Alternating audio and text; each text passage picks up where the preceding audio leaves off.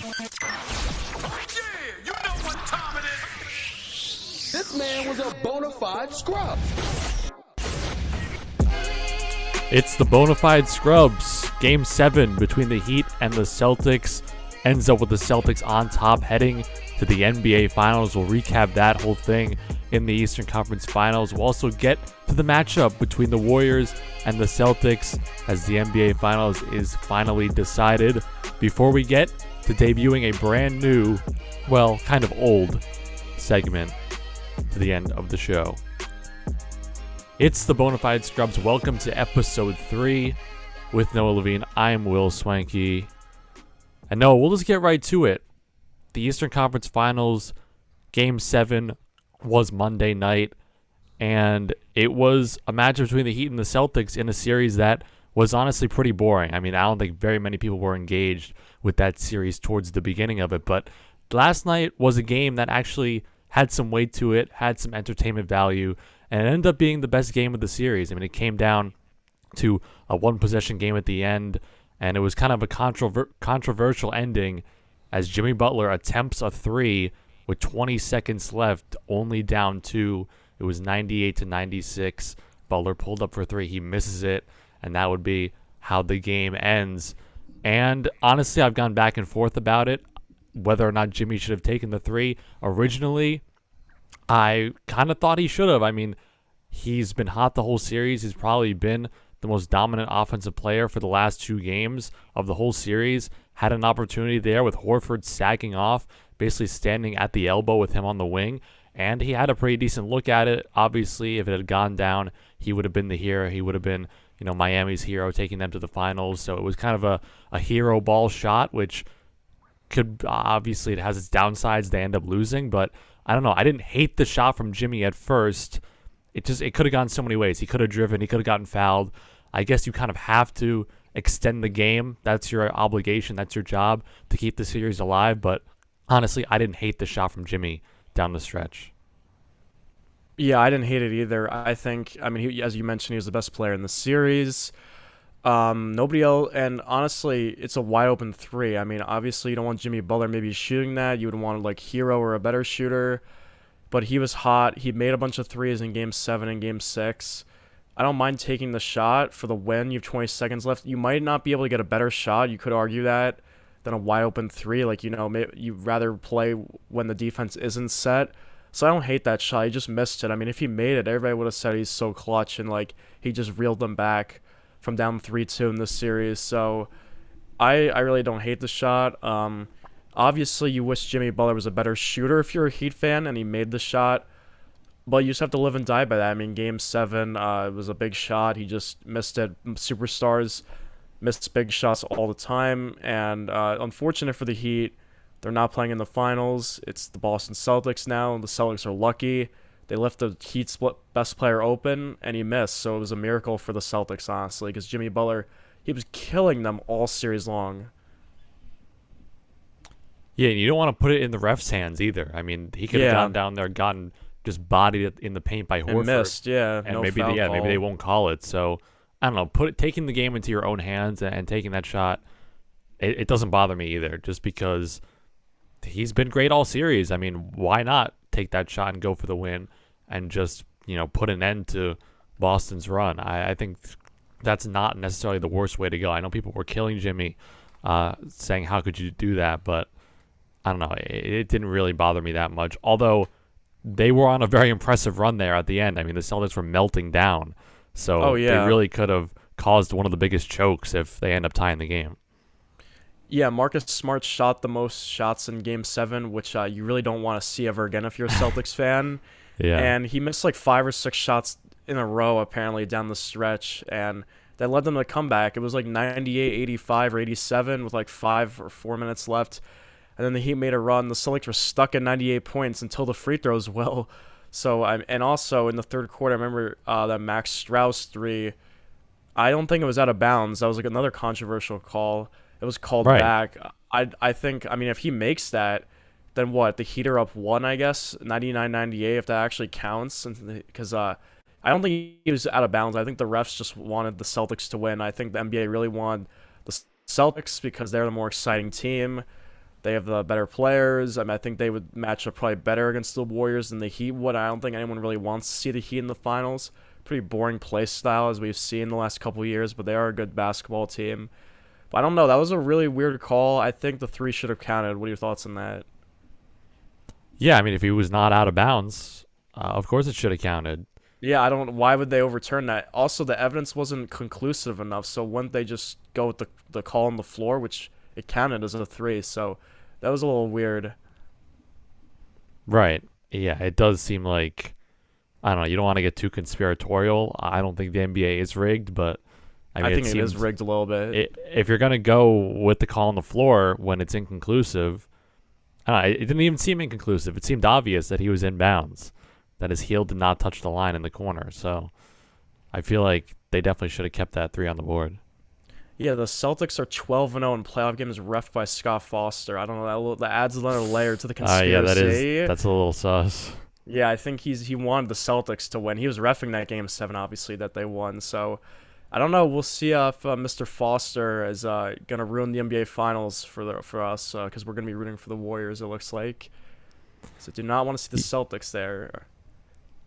Yeah, let's get to that matchup. The Warriors and the Boston Celtics. Game 1 will be Thursday night, so we'll react to it on Friday. So subscribe for that if you're not already. We'll get you that reaction as soon as we can after the game. But here we go, Noah. I mean, this is definitely the preferred matchup, as you already said. I don't think anybody wanted to see the Heat and the Warriors face off. So we get the better matchup. We get Tatum and Brown, the star power, going up against Curry and Clay and the rest of the Warriors in the NBA Finals.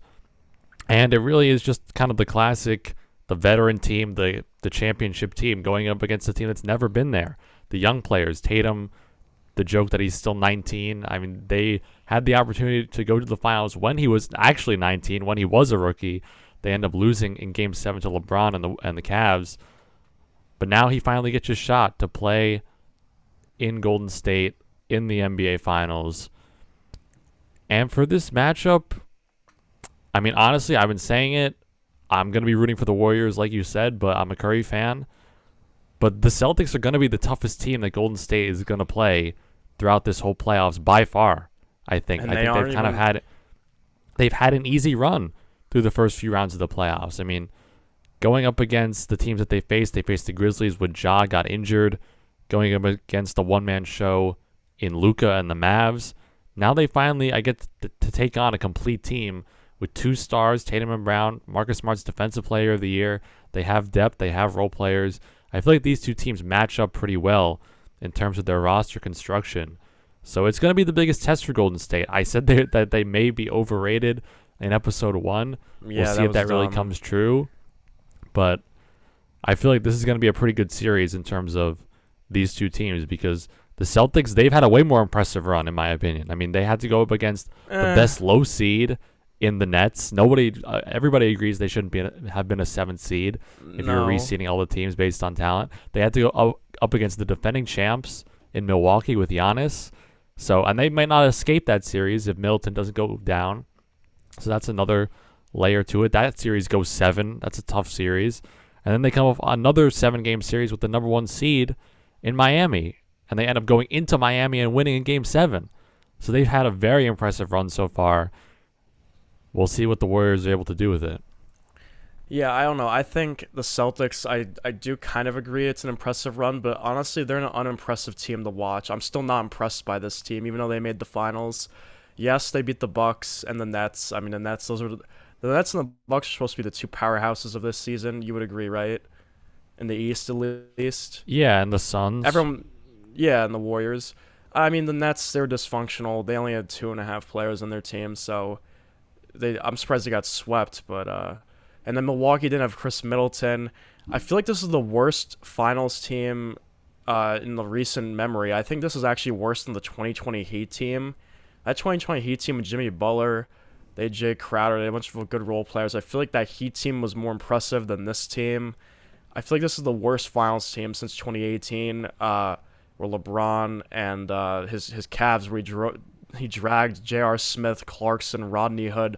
Come on, that team's way worse than this team. Yes, but for sure. I mean, you have LeBron there, but 2018 LeBron's great. I would actually take the 2018 Cavs in a playoff series against this Boston team. I think there's no way LeBron is losing in the Eastern Conference Finals against the Celtics. 2018 LeBron, Well, come on, wasn't you know that it's the year true. that they went up against the Celtics in these finals? Yeah, and that was already close. He dropped 40 at the Garden and won. And Jeff Green Yeah, dropped so you're like telling 20 me in that Game 7. that this version of Tatum and this version of Brown with Defensive Player of the Year Marcus Smart and a much better roster around them couldn't win an extra game? They already went to Game 7 against the 2018 Cavs. Doesn't matter. LeBron rules the East. I'm gonna pick LeBron in that series. I rather have Okay. LeBron on my team than Tatum and Brown. If it's like a 1v2, I'd rather have 2018 LeBron than anyone on the Celtics. Obviously, I guess, but the rest of that Cavs team is doesn't matter. dog shit. We know. Yeah, but Jeff Green and Rodney Hood will score 20 randomly. Like, LeBron just makes everyone better somehow. They'll just randomly hit a bunch of clutch threes, I feel like. I don't know. The Celtics team, yeah, it's good. They won 51 games. I'm proud of them that they turned their season around. That was nice. It's a nice story, but I'm not impressed watching them. When I watch them against the Heat, every game they barely crack 100 points, and you're not going to beat the Warriors or a good team cracking only 100 points. Like, yes, they're the best That's defensive true. team in the league. We get that. But this team doesn't have enough firepower, and they play like 6 guys. It's not like they're a deep team, Will. It's Jaylen Brown, Tatum. Yeah, they're good. But Tatum, their best player, is inconsistent. Like he's been the most inconsistent, like, number one option on a finals team in a while. I mean, let's look at some of the other finals teams recently. Obviously, I said the Heat, the 2020 Heat. I would take them over this team. Remember the Raptors in 2019? That roster was amazing. Kawhi Leonard was their best player. Yeah, That they won the Raptors team- championship. yeah, they won. And they were supposed to lose that year. The Raptors, that team would destroy the Celtics team in a playoff series. I don't know. I feel like this is the worst finals team to come out since 2018, and they're facing the Warriors. And I don't know. I think the Warriors are going to dispatch this team kind of quickly, in my opinion. Another thing that's been impressive about the Celtics is their revenge tour. I saw this graphic on Instagram. I think maybe the NBA itself posted it. They got eliminated by all the teams that they eliminated for the last 3 years. They lost to Brooklyn, they lost to Milwaukee, and they lost to the Heat, all in the 2018, 19, or 19, 20, and 21 Yeah. playoffs. Now this year, they get to play all of them and beat all of them. I just thought that's kind of like a cool fun fact. I didn't realize that. Yeah, that is cool, but I'm still going to be a Celtics hater. I don't think they're an impressive team. I think they're going to lose.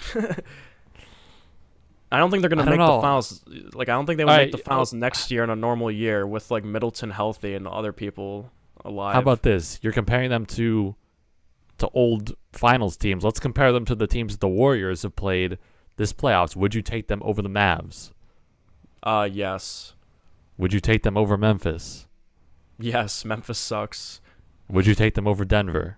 Yeah, Denver sucks too. So there you go. They're going to be But- by far the best team that the Warriors play. But this makes me think of a question now to ask. Do you think the playoffs, they've had pretty unimpressive teams this year compared to previous years? I feel like 5 You years just ago mean there the was whole- way more in better general? teams. In general, I'm just meaning in general. Like, think about Yeah, well- all right, let's go back to 2016, for example. The last, like, great finals, let's say, the Warriors the Warriors losing to the Cavs in 7, right? There was Yeah. the Warriors that year with 73 wins. OKC almost beat them with Westbrook and Durant. I mean, the East wasn't that good, but the Clippers, weren't the Clippers pretty good that year too? There was a bunch of really 2016, good yeah. teams that year, I feel like. Yeah, I'll look at the NBA standings real quick from 2016.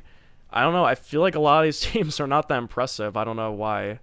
I feel like the NBA playoffs was better. I feel a couple years ago there was more down to the wire games. I know we complained on last episode how every game was a blowout.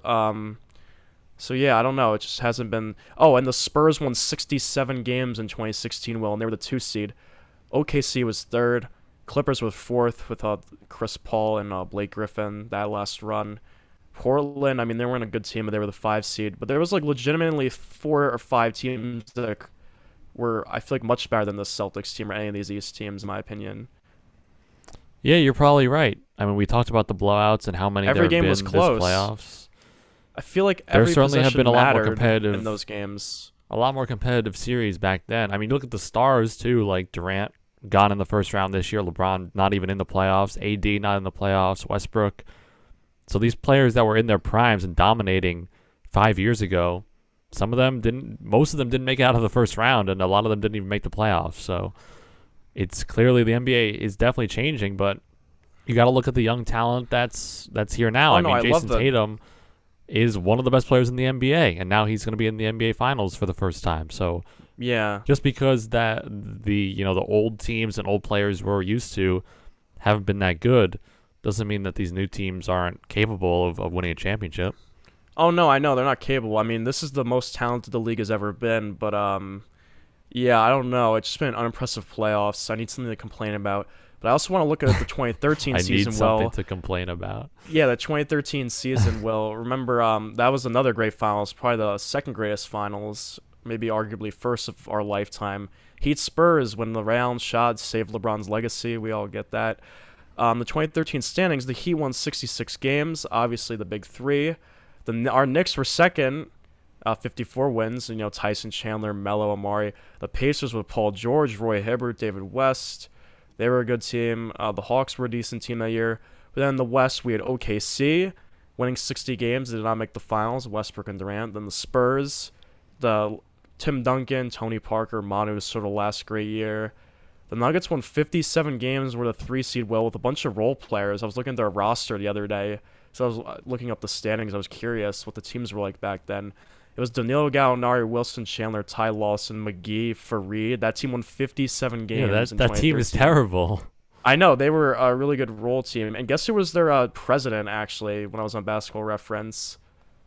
I don't know. Don Nelson? I don't know. No, it was Masai Ujiri. He built that team. So Masai really just makes a great team wherever he goes. And then Blake Griffin's Clippers were the 4 seed at 56 wins. And then the Grit and Grind Grizzlies, who were always a tough playoff out, 56 wins was the 5 seed in the West in 2013. There was 5 legitimate we got to remember contenders. how insane the West was in that era. Yeah, the Suns were the worst team in the conference at 25 wins, which isn't even that low. I mean, we see the Pistons and Magic win like 20 games now, and our Knicks won 17 games in 2015. Yeah, right. So, I don't know. The standings were weird back then. There was definitely more great teams than good teams. I'd say the Celtics are a good team, not a great team. Would you agree? We're going to find out if they're a great team, I think. If That's they true. end up going That's true. If they to the win the finals championship, and beat the Warriors. That's true. If they win the championship, I'll shut my mouth and I'll give them their respect. But I'm not going to give them the respect yet. They're going to play a very good basketball team in the Warriors. I think this is a good segue into your top 10 players of the finals. I don't know what it is, so you want to give me I know. that? So, yeah, I will give you that. I ranked them. So, in this playoffs, this is the Warriors, between the Warriors and Celtics. So, obviously, we have Curry number 1, Tatum second, Jaylen Brown, Clay, Draymond. Draymond's hold on. fifth. I was afraid you were going to put Clay above Jaylen Brown, and I was going to be mad about it, but you didn't. No. This is unbiased. So I'll restart. Sorry. So we got Curry. This is from 1 to 10. I'll just read it 1 to 10 slowly. Curry, Tatum, Jaylen Brown, Clay, Draymond, Wiggins, Poole, Marcus Smart, Horford, and then Grant Williams 10th, rounding it out. So what do you think of that list? I think it's a perfect list. I don't think you need to put Thank you. anybody else. You put Grant Williams above Otto Porter. How do we feel about that? Because Grant did have 28 in a game 7. I mean, he did hit a lot of big threes for them in the playoffs, so I'll give him his credit. And it's funny, out of the 10 players, it's even 5 Warriors, 5 Celtics. But I think maybe the Celtics aren't so bad. No, but the Warriors' quality of players. I mean, who cares about Grant Williams and Horford? They got Clay, Draymond, Poole, Wiggins, Curry. And Curry's obviously by far the best player in the series, so I would rather have him on my team than any Celtics. So yeah, I think it's we a can good divide list. it into tiers. Like, okay, S tier is Curry, the only S tier player. Then Tatum A and Brown. is Brown and Tatum. Then the next No tier would be Warriors Clay in and the A Draymond. tier. Then B is Clay and Draymond. I guess Wiggins Marcus and Smart is a Poole. B tier player too.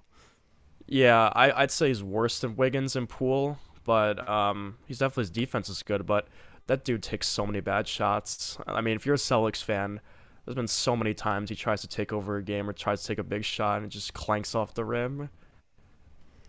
Yeah, his offense definitely hurts you if you're. I mean, he almost killed them in Game 7. So exactly. So he takes the most shots, and if Jason Tatum wants to solidify himself maybe as a top 5 player in this league, he's got to average like 28 in this series as well. He can't have those 10-point games or it's just going to be an auto blowout loss. This isn't the Miami Heat where they're going to let you, the Warriors aren't going to let you stay in the game when your star's not playing well. They're going to go on their runs. They're going to score 10 points in like a minute and a half, and you're looking up at the scoreboard. It's in a 5-point lead went to a 15-point lead. And the Celtics, as we've seen, they don't have the offense to overcome that. I'm sorry, they really don't. When they barely score against the Heat, yeah, I know their defense is elite, but the Warriors' defense is good too. But their offense is like 20 times better than the Heat, obviously. Jimmy Butler, yeah, he's a great player, but this is Curry, this is Clay, this is guys with championship pedigrees. They know how to play with each other so well. Kerr makes genius offensive sets. Like, this is a different animal Boston's walking into. Let's think about what this series means for Curry's legacy if they end up winning the series, because I feel like a lot of people are already giving Curry his praise going to the finals without Durant already. I feel like Durant took a big hit this year watching the Warriors go to the finals. It's funny because this is the Durant-Kyrie finals with Durant from the Warriors both of them and left, Kyrie from the Celtics, so it is kind of ironic that their teams are much more successful when they're not there, although, I mean, the Warriors were just fine with Durant.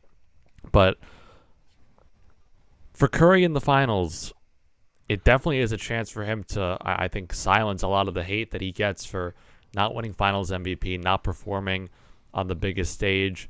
People that hate Curry say he got carried by Durant, say that he can't win finals MVP. People that hate Durant say he got carried by Curry. It's very interesting to watch those two sides go back and forth because, I mean, you could say that both sides are right, but obviously one side can be more right than the other. I'm obviously Team Curry. Back when these two players were on the same team, we had a huge debate about who was more valuable to the Warriors, Steph Curry or Kevin Durant. I always said Steph Curry. It seems like that's true now, the fact that the Warriors can still make the finals without Durant.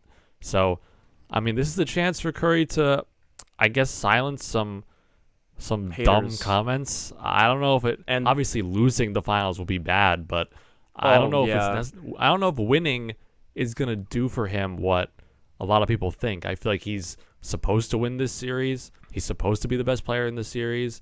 It kind of might be a lose-lose for him, honestly, because he's not going to get the insane praise that he would if if he was going up against a better team, I think, maybe. Yeah, but if he wins his first finals MVP, that's obviously a big point on talking about as all on the all-time list and cementing his legacy even more. I mean, how does it feel that you're a big Curry fan, he doesn't have a finals MVP, and everyone can point to that when you're talking about some of the greatest players and point guards of all time? I guess, but people still rank him Does it top bother 15 you? Without it. Yeah, I'm Team Curry over Team Durant. I always will be. Everyone just wants to play with Curry. I mean, KD joined him.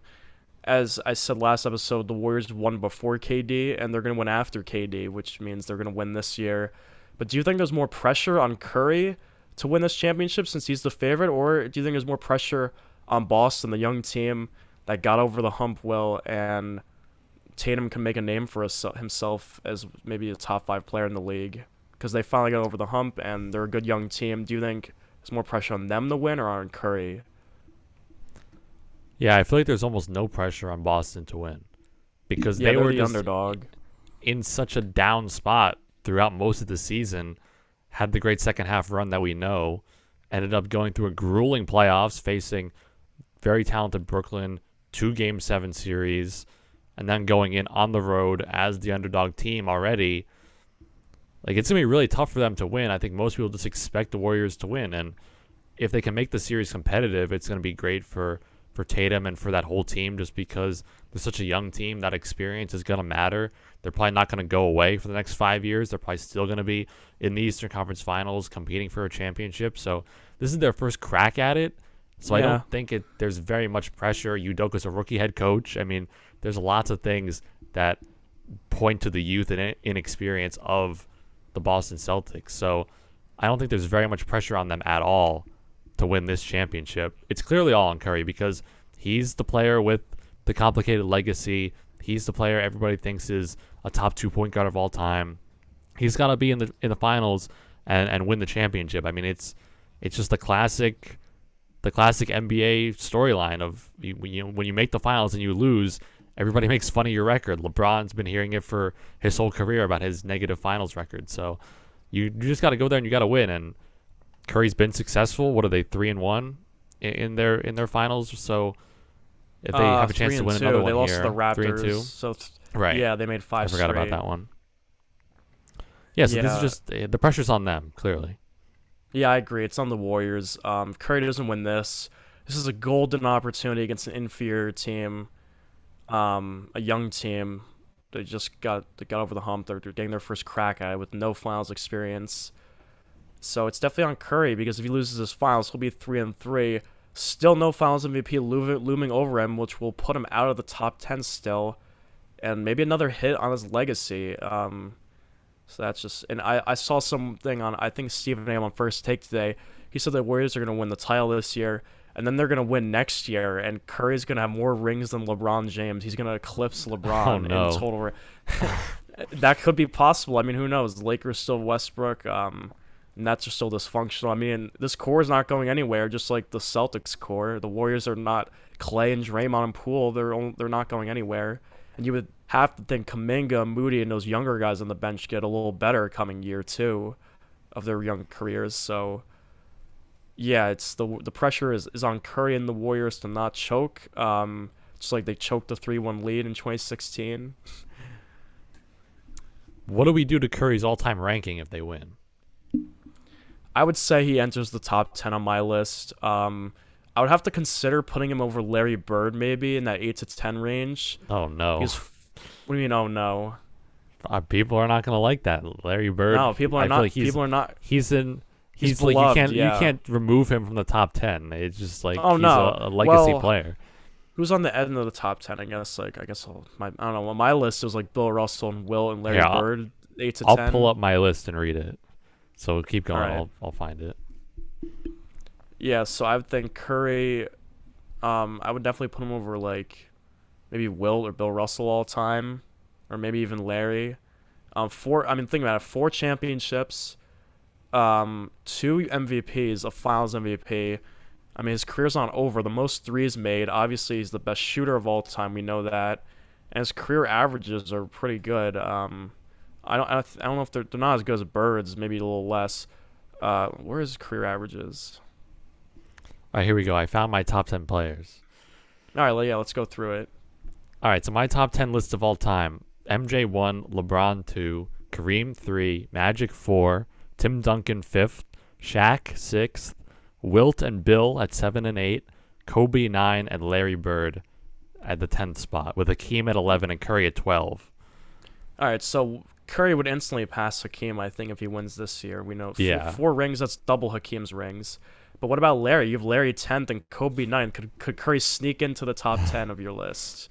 I know. That top 10 is so solid. I mean, those players, I think they're clearly the top 10 best players in NBA history. Yeah, you just put them in any order, I feel like. Like everyone kind of has the same top 10, and just whether your order of ranking them is.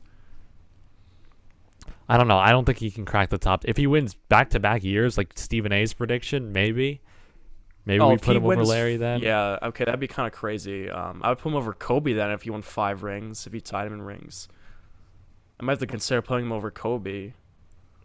Yeah, I think he goes in firmly at 11th if they win this year. Wow, all right. For me, I think he'd be like 10th.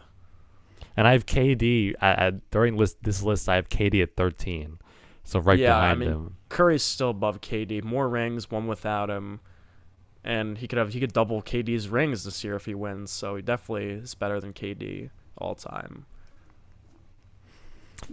Now, how about the legacy for the Boston Celtics? If they win, this sort of launches Tatum into superstardom, pretty obviously.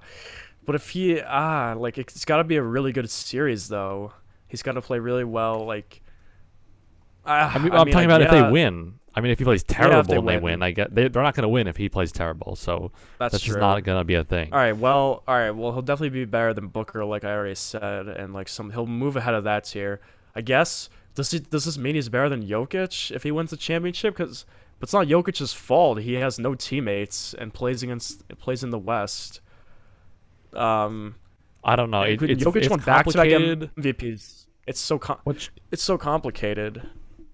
Yeah, championships for players' legacy. I feel like there's no way. Well, I guess Think about it. There's no way. Like if Tatum wins a championship this year, is he better than Charles Barkley or Karl Malone? Hell no. Like, how are we gonna rank that?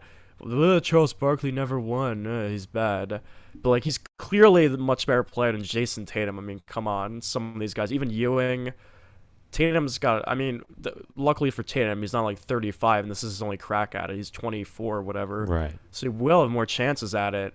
But no, like, that doesn't mean he's like a top 50 player of all time if he wins this year. I don't think it means that. I just think he'll move up the current NBA rankings. I mean, he'll be better than like Dame and like some of those guys, James Harden, and Embiid in today's game. Because right now he's not better than them really. I'm trying to find the list of players to win Finals MVP before the age of 25. It can't be that many players. LeBron didn't do it.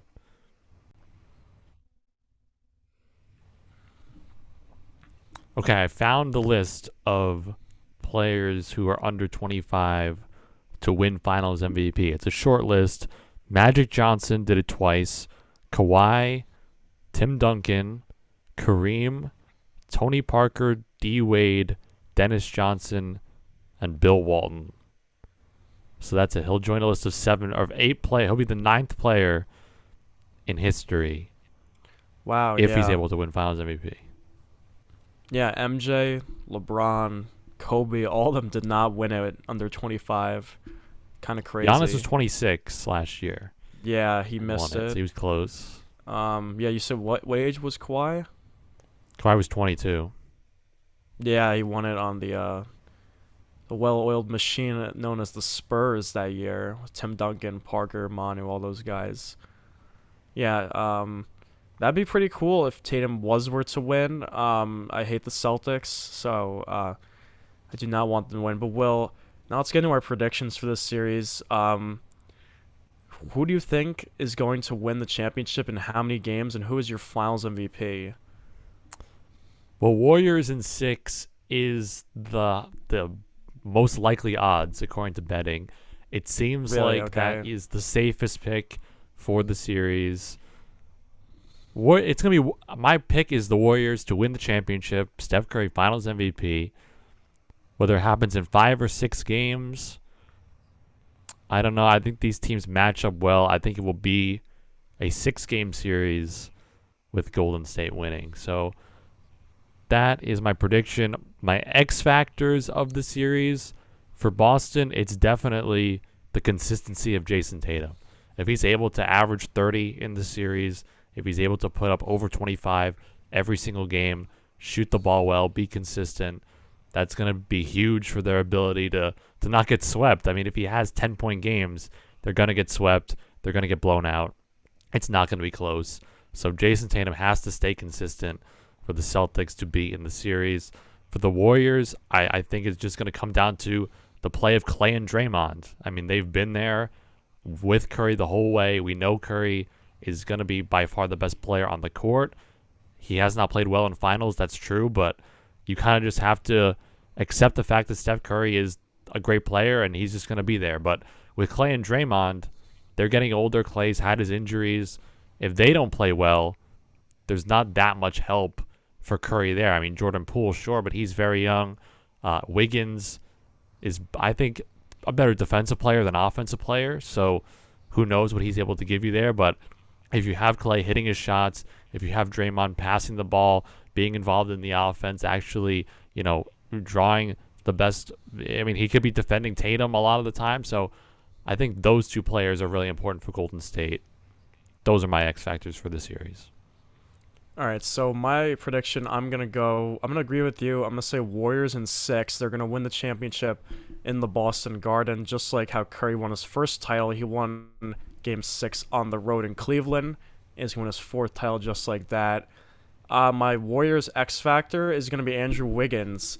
Can he give you 15 to 20 points a night consistently? And can he defend Jason Tatum and make it hard for him and Jaylen Brown to score the ball? And my X factor for the Celtics is actually Marcus Smart. I know I hate on Marcus Smart a lot, but he needs to play well. He needs to take a backseat to Tatum Brown on offense. But if he can limit Curry or make it harder for Curry, make him work for extra points, that's going to go a long way to tire out Curry in this series. But if he can't stick to him on defense, this series is going to end very quickly if he cannot chase Curry around the right way and defend him without fouling him. So those are my X factor and my prediction. Yeah, I almost went with Marcus Smart too, because we've seen him have great games in this playoffs, and we've seen him be really bad and hurt his team. So clearly, whether he plays well or not is going to be a huge deal. I mean, he's their third best player. He's part of their big three in That's Boston. crazy So that he's their third best player and they're in I the know. finals. It's That's a pretty weird funny. NBA right now. It is a very weird NBA. Every NBA team is comprised of 2 good players instead of 3 great players, it looks like right now. But All right, another you want thing in the, to? Oh yeah, you do it. You decided this out. You can bring it. yeah, up. so another NBA topic. Moving off the finals, we both think the Warriors are gonna win, but Zion Williamson, he's finally cleared to play well. That fat guy is able to play games again. He missed the whole season. He really hasn't played since the 2020 season that much. And Pelicans report they want to offer him a large but not fully guaranteed contract extension. And what this means is he's projected 180 to 195 million over 5 years, according to Brian Windhorst. But they said they only want to give him like $100 million guaranteed, or a little bit more than that. So they don't want to give him the full rookie max extension, but they want to give him some money. Do you think he'll take it, or do you think he'll leave it? Wow, I if mean, they offer it to him. it's gonna not. I feel like it's not gonna look great if he doesn't take it, because, I mean, you could say that he just wants the full guaranteed money, and that's fine. I mean, that's what most NBA players get, and that's acceptable. But it's gonna kind of look like he doesn't have confidence in his health if he's not willing to take this $100 million, and then it could go up to almost $200 million. But obviously, he's gonna have to stay healthy, stay on the court, and stay a great player to make that full amount. It's not gonna be great for his confidence, or for, I guess, the fans' confidence in him if he, is really hesitant to take a deal like this, because it just shows that maybe he really still is not completely healthy. Maybe he still is not ready to put his body on the line and go out there and compete for non-guaranteed money. So, I mean, this is a tough situation to be in if you're the Pelicans, because Zion is a franchise player. They were clearly lucky to get the number 1 pick with him, but he has So not been stupid how healthy they and not got been him. available for them throughout his entire career so far. I mean, he's barely played. So it's smart for them, I think, to not offer the guaranteed money, but you want to lock up a player like this if you're them, because you're not going to get them in free agency. You're not going to get them very often. You have an And you're the opportunity to have Pelicans, yeah. a face of the NBA on your team. So it's a very weird situation. I think it's difficult for Zion and for the Pelicans. I think that them coming to an agreement is best for each side for the reasons I just laid out, but it's going to be tough. If Zion ends up leaving and going to who knows what team, I mean, who's going to pay him? Who's going to pay him $200 million to not be healthy? I don't know. Well, luckily for him, Will, he is healthy for this upcoming season, as they so-called claim. Yeah, I think Yeah, it'd but be pretty okay, dumb but for him. he's clear. He's Yeah. cleared to play now that the season's over. It's like Ben Simmons being ready for Game 8. It's like, okay, Yeah, yeah, or he's game cleared to play for Game yeah. 8. It's just not going to happen. Yeah, that's true. Okay, but I have more confidence in Zion being a basketball player than Ben Simmons. Do you? I mean, Ben Simmons at I least do. I do. is I not do. out of Zion's shape. And Zion's 10 times the player Ben Simmons is, maybe even 20 times better. I don't know, but it would be pretty dumb, I think, for him to leave this contract on the table no matter what it is. I don't think we've ever seen a rookie turn down a rookie max extension, then head into free agency. It would be kind of cool if he actually did that. Maybe then with the Knicks with their cap space can swoop in and get him, or some other big market team, because he clearly does not want to play in New Orleans. I mean, his family, they were pissed on a lottery night when the Pelicans got the first pick instead of the Knicks. seemed like he really wanted to play for the Knicks, and he did not get that wish to come true. But he's very unhealthy. He's overweight. He's probably like 300 pounds. I saw him the other day, like dunking some warm up on some video on Twitter. I thought you were gonna say you saw him the other day, like just like outside. Oh yeah, no, I mean, I don't think he'd be walking around the streets of New Jersey right now, but he's probably munching. He's probably eating Chick-fil-A in New Orleans or something. But yeah, he's very out of shape, and I think he needs to take whatever money he can get because he's probably you really shouldn't bet on your health. I mean, all the time. I mean, you should probably just take the money. Guaranteed. We saw John Wall take the money, and that dude hasn't played much in like 3 years. He still gets paid $45 million a year. So he took the contract and then decided to get hurt every year. So I don't know if Zion will end up not playing again like John Wall does, because I mean that was a catastrophe, that situation. But I still think Zion, if he plays this year, I want this on the record. I think he's gonna average 28 and 10 this year and be an all-star. And the Pelicans are going to be a top 6 seed. I want this on the record. I want people to call me out if this doesn't come true. The Pelicans are going to be a top 6 seed. Zion's going to average 28 and 10, and everyone's going to forget about Ja Morant. Zion's going to steal the spotlight. What? He's a better basketball player than Ja Morant, and he'll prove it this season. Wow. So I'm betting big on Zion, and he's going to sign the rookie max extension probably and stay with the Pelicans after this season. So everybody's gonna forget about John. Why can't they just both be good? Why is that we have to forget? They both could be good, but John Morant was sort of the darling of the league this year. I mean, I feel he was talked about every second of the day, and how good the Grizzlies were, and blah blah blah. Well, Zion was better than John Morant, and he is better than John Morant still, even at 300 pounds. Okay, if you say so. We know that forwards and big men are busts much more frequently. So well, yeah, he is a very big man. He could be dead. He could be dead. I mean, all right, I don't want to go that far. He's gonna play. He's gonna play this year. Book it. He's gonna do amazing, and he'll be. I hope he doesn't sign the rookie max extension. I hope he actually averages 28 and 10 and bets on himself, and then the Knicks can sign him next year or something. That'd be perfect scenario, but.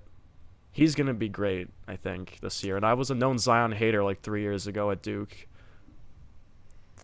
All right, should we go on to NNN? Yeah. You really don't want me to play the intro. No, I do really not. want to play it. I really want to do. We got to do it once. Fine. All right, here we go. NNN. This is an NNN special report. Now reporting. Randy Rosina. This guy is a fraud. When the clock struck 6, it meant one thing.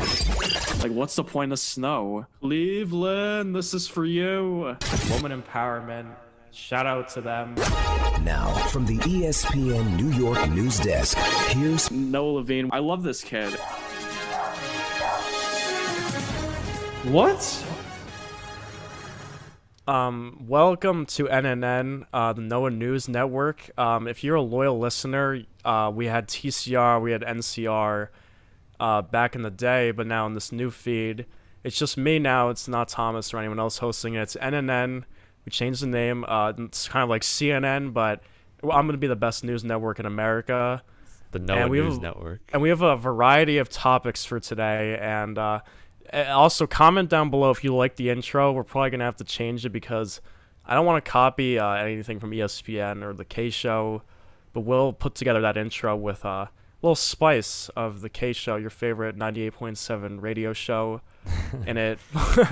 But let's get into some of these topics. Well, I found some funny things, some crazy things, but this is sort of a non-sports segment we're going to have at the end of every show starting this episode. Just so, because talking about sports 24/7, yes, it's fun, but also it takes a toll on us, and it's kind of boring. I'm not Skip Bayless waking up at 2 a.m. From the Spewed. I'm not watching LeBron's every game. We have lives other than that, but let's talk about some stuff other than sports and have a laugh at it or discuss some interesting topics. Well, actually, as I say that, the first thing actually is a sport-related thing, but other than that, I promise it's not going to be any more sports after this. So in 1930, on today, May 31st, when this is being recorded, Philadelphia Athletics' Max Bishop draws 8 walks in a doubleheader to set MLB record. So I don't know if he got like 4 in each game. It doesn't say, but that must be pretty boring as a hitter to walk 8 times in a row, honestly, in 2 games. I would want to hit if the it was ball. a double header, you have 4 at bats per game. I mean, that's not that crazy. I don't know. I'm surprised it hasn't happened again. I know, 8 walks. I mean, getting walked 4 times in a game doesn't happen that much, I feel like. But Philadelphia A's, they were a good team back in the day before they changed to the Phillies. But now into stuff that isn't sports, Will. So over the weekend, the Mona Lisa got vandalized in Paris in the museum. A man seemingly disguised as an old woman in a wheelchair threw a piece of cake protecting the Mona Lisa. What is wrong with people these days? What? And he shouted at people to think of planet Earth. So why do you think a guy would ever throw cake at the glass of the Mona Lisa? I can't even explain this. Why did he dress up as a woman to do that? I don't know. Why do you have to disguise yourself? You're gonna be arrested anyway. And why cake? Yeah, it'd be really bad if there was no glass. Imagine if it was just the painting and he actually smeared cake over like the famous painting. That'd be just an awful scene. Yeah, and I was looking up the Mona Lisa, like how much it's worth. It was worth 100 mil in 1961. But just for inflation and stuff today, it's worth over 900 mil. So I would be pretty pissed if someone smeared cake on anything to do with my $900 million painting in the museum. It's probably worth as much as a sport. It's probably worth more than the Memphis Grizzlies, honestly. Yeah, I mean, buy the Grizzlies are probably a bill. I mean, would you ever want to own a $900 million painting in your house? Like, would you buy that ever if you had the money? No, I would never buy a painting. What if it's the Mona Lisa? Who cares? The Starry Night? No painting for you? I mean, it's just gonna be in my house. I mean, but you could flex it to people. It sits on a wall. It just probably sits gets on stolen a wall, no matter what. I think there has been multiple attempts to steal the painting. I'm not sure if it got stolen before, but I know a bunch of other famous paintings have gone stolen. But luckily for the Mona Lisa, it's a tank. I mean, it took a piece of cake to the face, and that guy got arrested. I don't know why he was disguised, but that happened over the weekend at the museum. And another crazy thing, I saw this on World Star today. Man who won $10 million lottery prize sentenced to life in prison, and he shot his wife or girlfriend or whatever because he saw that she was texting other guys or something. His girlfriend. So sentenced to life in prison for murder of his girlfriend. Sources say Graham was reported missing and found in a hotel room with a gunshot wound. This is the woman, obviously. And the guy admitted to shooting her, and he was sentenced to prison. So when you win the lottery, you don't want to throw your life away like a year later, and you don't want to kill anyone either. So just another stupid person in the world. Yeah, big L's for that guy. Winning the lottery, and then you get cheated on, and you go to jail. So. We don't even know if he got cheated on. She was texting other guys. We don't know what happened, but we'll never know, actually, I guess, now because the woman's dead, what actually she did or something, but we'll never hear her side of the story again. Just really unfortunate. I feel like everything bad always happens to the lottery winner. Obviously, they don't always kill their girlfriend or something, but I feel like something always happens. That is a conspiracy. You get cursed by winning the lottery. And this guy, he kind of cursed himself. Yeah, maybe we should just blame him for being a psycho and not a arbitrary curse that probably doesn't exist. Yeah, he was. Because I would love to. I think they should take that $10 million that he won and give it to someone new that he just murdered somebody with all that money. But I guess it's his. His family gets it or something. You can't just. Yeah, he's gonna be in prison. Yeah. Just a crazy situation. Another article, I saw this on CNN. Apparently, Top Gun Maverick, the new Tom Cruise movie that came out, that was actually his most successful box office weekend opening of any of his movies of all time, somehow. Really? How? Yeah, I was surprised. I know, I was reading this, and made over 150 mil over the Memorial Day weekend. I'm very surprised that beat Mission Impossible 6 because that lived up to the hype. I think that was hyped up a lot. They made a lot of money in the box office. But I guess this movie was pretty hyped up too, and it exceeded that. I feel like most Tom Cruise movies do live up to the hype. I feel like he doesn't make bad movies that often. And this was a long anticipated movie. I saw the first Top Gun. I enjoyed it. And this one has great ratings. Well, 96% Rotten Tomatoes, 8.7 IMDb. And clearly it made the most money in first weekend for his career. So he's doing something right. Yeah, I don't know how that beats any Mission Impossible. It seems crazy. I mean, Top Gun, they didn't make a sequel for it for, what, 35 years? Yeah, And now 86 they when it finally came make out. one? Yeah. I guess, I don't know, I guess it's more beloved than we realized. I don't know. I feel like they should have made a sequel sooner then if that's how successful it's going to be. I think Mission Impossible 7 was supposed to come out this year, but it got delayed to next year. I don't know why, but that movie's probably going to be good too. I assume they're going to release a trailer in the next few months. I'm excited for that because 6 and 5, those are my two favorite Mission Impossibles. They were both amazing back to back. They connected a little bit, the same kind of villains, Solomon Lane, as we saw. But Tom Cruise's career, even at 59, it's still going up. He makes better and better movies every year, it seems like. Yeah, we got to see Top Gun for sure. I got to see the first one. Have not seen the first one. Yeah, it's funny. Ethan, my brother, he's watching the first Top Gun right now as we speak, and he's going to see Top Gun Maverick later tonight with his friends. So yeah, I might have to be on that soon. Yeah, it's a good movie. And the final thing, I saw this article. It's the title is Your Walking Speed Can Indicate Dementia. So I don't know what that means, and I was skimming this article, and I'm gonna read some of it to you. I'll read you the first paragraph. So just kind of a stupid headline, but it says, "A slower walk as you age, always been a warning sign of increased fertility." Blah blah blah. Emergency that may be due to shrinking in the right hippocampus, which is part of the brain associated with memory. So, but not all signs of cognitive decline predict later dementia. Only 10 to 20% of people aged 65 and older with mild cognitive impairment of MCI develop dementia over the next year, according to the blah blah blah. So now a large new study of over 17,000 adults over age 65 who walk about 5% slower or more each year, while also exhibiting signs of slower mental processing, and we're most likely to develop dementia.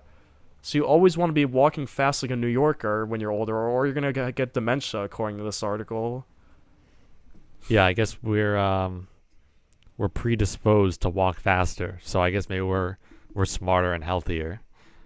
Yeah, I mean, I feel like I walk really fast. I feel like everyone walks really fast around me. The clock is always ticking. Just the culture around the tri-state area, the Midwest, they take everything really slow. They speak way too slow sometimes. And we're just always at 99 speed up here in the Northeast. And maybe we're going to be healthy for a while. Apparently they get their news slow in the South too. They didn't even know. How's that work? That COVID was a thing in 2021. We found out somebody from the South didn't even know what it was. Yeah, that's kind of funny. COVID's now fading away. I wonder. Yeah, since the South gets their news even slower, when it was like back in like the 1920s when like it was just newspapers. Like, I wonder how long it took them to print newspapers and stuff. Yeah, probably a while. It's probably like crazy. days. Like, to not get news on your phone or TV, like you actually had to wait for the weekly paper. That sounds like crazy to me now.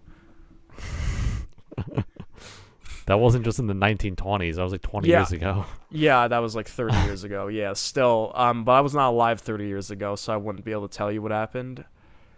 But yeah, just some interesting things at NNN. We had people killing their girlfriend over texting that's other terrible. men. We had the Mona Lisa surviving cake to the face. And dementia. That was the best story. More stories like that. Yeah, I'm gonna keep digging for interesting stories. Actually, let's go back for a second. I want to see what the headline. I want to see what the Mona Lisa article really says. So I did not click on it before. I read the headline.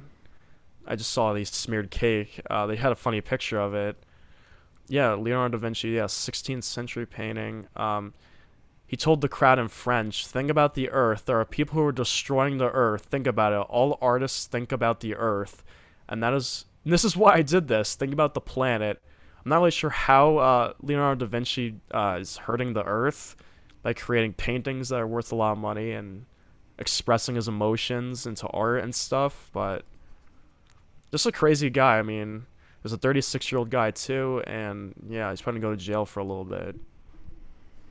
That'd be funny on NNN if we just read the headlines of everything and had no information.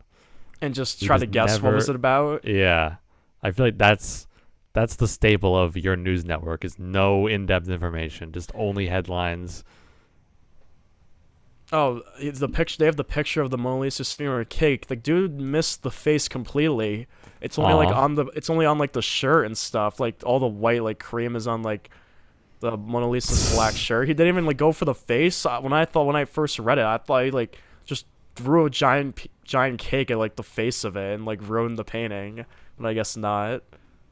It's still visible, and they're obviously just gonna have to clean the glass for the next visitors that come in. All right.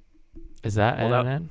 Yeah, that was all we have for NNN today on Tuesday, May 31st. Tremendous. Thank you. Yeah, I am the best journalist in America. I will hold myself to high standards, and we will get even better headlines for Friday's show. All right, that'll do it for episode 3 of the Bona Fide Scrubs. This is probably my favorite episode so far. No, I think our finals conversation was really good at the beginning. And we added a fun segment at the end.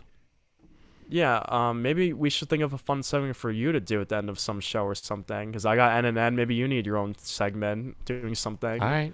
We'll brainstorm it. Maybe on Friday we'll see what we come up with. Don't forget to Thank subscribe. you for listening to the end of the show. Yeah, subscribe. Give us ratings, reviews, all that. Yes. Peace. We'll be back Friday to review Game 1 of the finals. Peace.